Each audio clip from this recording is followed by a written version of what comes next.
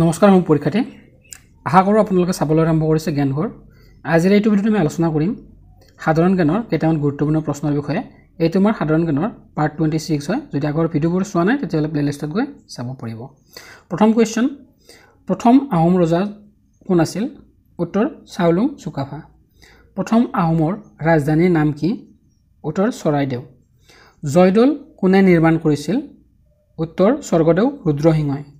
শ্ৰীমন্ত শংকৰদেৱৰ জন্ম কোন চনত হৈছিল? উত্তৰ 1449 চনত অসমৰ নগাঁও জিলাৰ বৰদোৱাৰ আলিপুখুৰীত শ্ৰীমন্ত শংকৰদেৱৰ জন্ম হৈছিল। প্ৰথম আহোম বৰবৰুৱা কোন আছিল? উত্তৰ মোমাই তামুলী।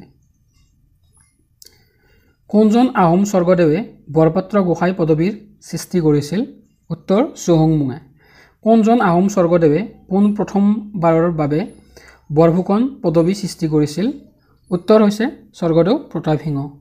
কোনজন আহোম স্বৰ্গদেৱে উমানন্দ মন্দিৰ নিৰ্মাণ কৰিছিল? উত্তৰ স্বৰ্গদেউ গদাধৰ সিংহ। কোনজন আহোম ৰজাক বামুণী কোঁৱৰ বুলি কোৱা হয়? উত্তৰ চুডাংফা। ধোদৰালি কোনজন ৰজাই নিৰ্মাণ কৰিছিল? উত্তৰ স্বৰ্গদেউ গদাধৰ সিংহই। ৰংঘৰ কোনজন ৰজাই নিৰ্মাণ কৰিছিল? উত্তৰ স্বৰ্গদেউ প্ৰমত্ত সিংহই। তলাতল ঘৰ কোনজন ৰজাই নিৰ্মাণ কৰিছিল? উত্তৰ তলাতল ঘৰ ৰাজেশ্বৰ সিংহই নিৰ্মাণ কৰিছিল। স্বৰ্গদেউ শিৱসিংহই বৰৰজা ঘোষণা কোনগৰাকী মুখ্য ৰাণীক কৰিছিল? উত্তৰ ৰাণী ফুলেশ্বৰীক। কাৰেংঘৰ কোনজন ৰজাই নিৰ্মাণ কৰিছিল? উত্তৰ কাৰেংঘৰ স্বৰ্গদেউ ৰাজেশ্বৰ সিংহই নিৰ্মাণ কৰিছিল। শংকৰদেৱৰ আইতাকৰ নাম কি আছিল? উত্তৰ খেৰসুঁতী। শংকৰদেৱৰ পিতৃৰ নাম কি আছিল? উত্তৰ কুসুম্বৰ ভূঞা। শংকৰদেৱৰ মাতৃৰ নাম কি আছিল? উত্তৰ সত্যাসন্ধা।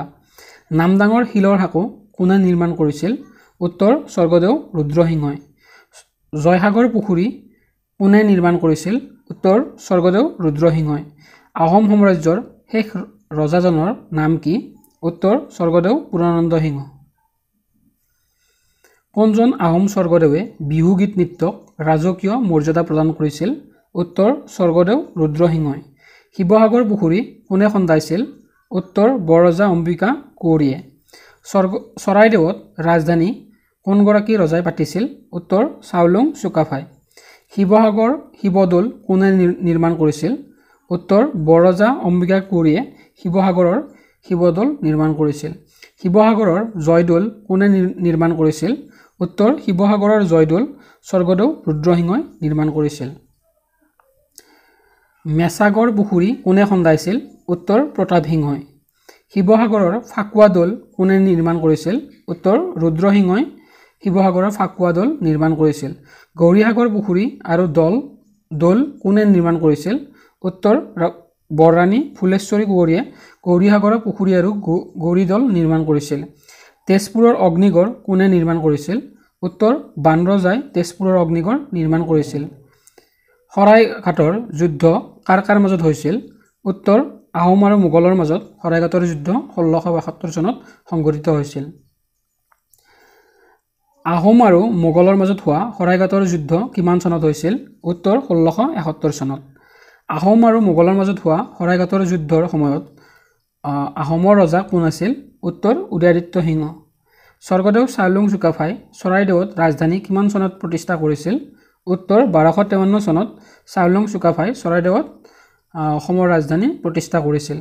চীনা পৰিব্ৰাজক হিউৱেন চাং কাৰ ৰাজত্বকালত অসমলৈ আহিছিল?